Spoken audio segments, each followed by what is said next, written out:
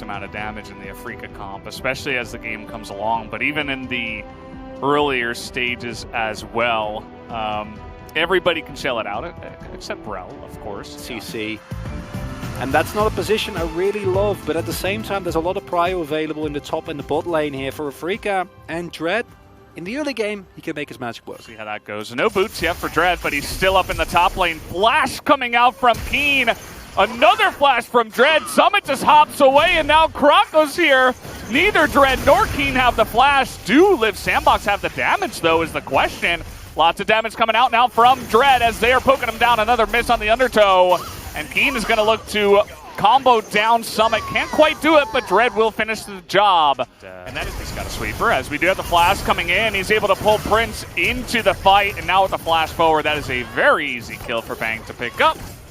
It's a full-on rotation here. The rest of Liiv Sandbox is coming, but they're pretty far behind. No teleport available for Fate. I don't know if they're going to make it here in time, Valdez. Yeah, so this is the thing. If you're Afreeca and if you know it's 4v5, you got to either rush this down or back off. As looks like they may be able to rush this down. A couple eye hits later should get the job done, but now they're just going to get on top of Summit, who does hit the Mega Gnar, and in goes effort, but Summit's already dead. A big Gnar ultimate, though, is just gigantic for them as they do pick up the kill, and they will get the Rift Herald. Bang is getting solo farm on the bottom side, which is great, but... Fight. As Kroko, gotta be careful, buddy. Sir? Yeah, I think he's just dead here. No ghosts, no flash, no anything. Just dead Tristana. And now here comes Lehens and Dread. They're actually looking for a fight here, as a lot of damage does go down onto the Rel. Lehens has to hop the wall. Ragnarok also popped. Olaf on the run. The Solar Flare comes out just to save his life. And now, as Afreeca, you have effectively zoned away the enemy jungler. And now the question is how much Summit can get out of this, because he will be able to pick up a couple of free plates on top side. And considering that the teleport was there, I think Liiv Sandbox could have rushed it. I feel like, especially with Kai'Sa, Olaf in the early game, like if they just dogpile onto the dragon immediately, they might get away with it, but they're possibly not aware of the backtimers of Afreeca, thinking finally aged Cheddar or Gouda, or Gouda, as you know. Yes. Like to say. We might have a dead Kroko here once again. No Ragnarok available. Just going to get zapped down. At least. They know something's up. Oh boy, here we go again. Prince in a really rough spot. Hops in once again. Tries to ult for the shield. And also uses his heal. But it is not going to happen.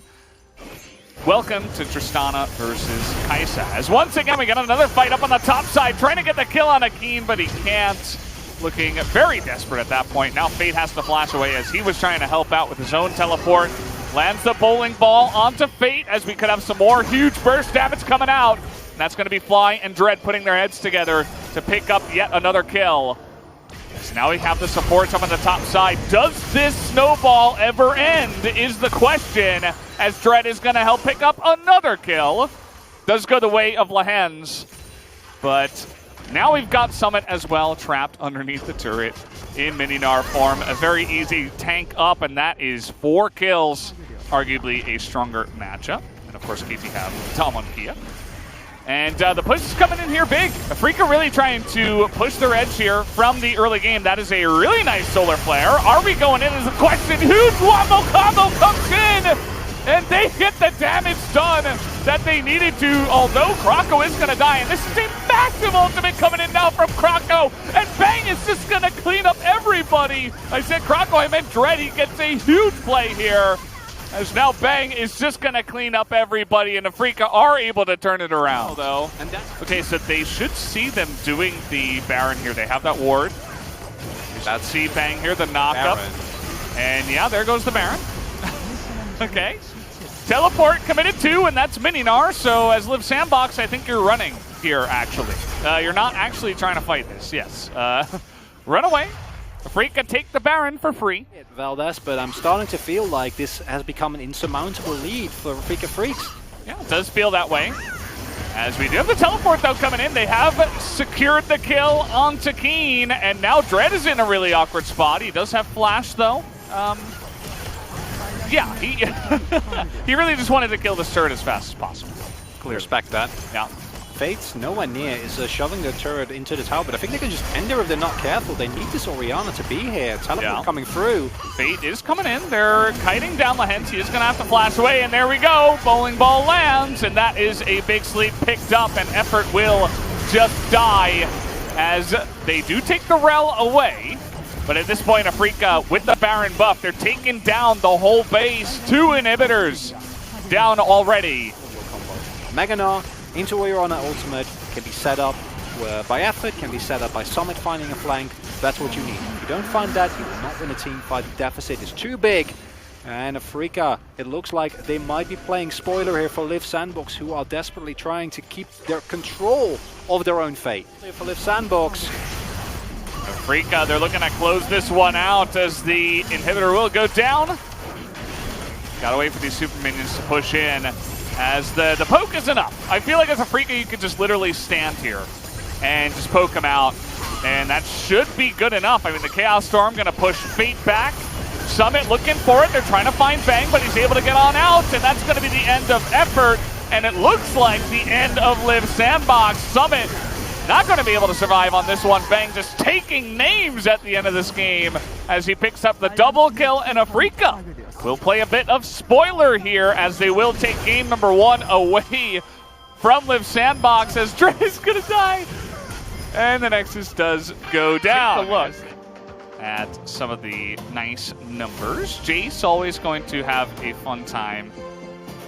And yeah, pretty much straight up domination. There was never even a moment on that goal difference graph where we... Visits, Effort's Gragas has been insanely good throughout basically ever since he started picking it up. And you are, without a Kench, super vulnerable to the harding edge coming out from Effort, which is where he's excelled the most. Finding all-in. Yeah.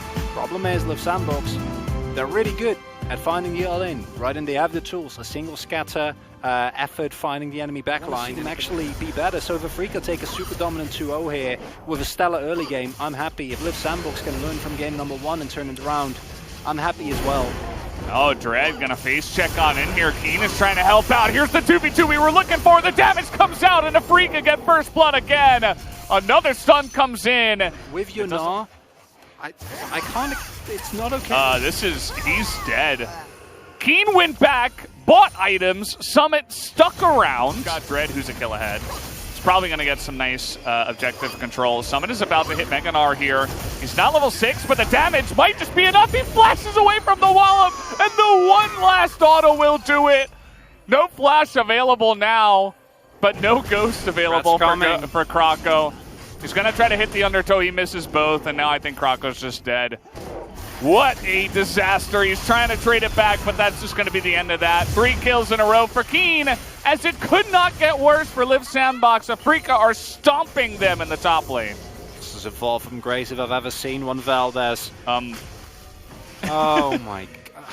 Liiv Sandbox, this is the pressure, right? Like, this is having your fate in your own hands and not being able to deal with it because...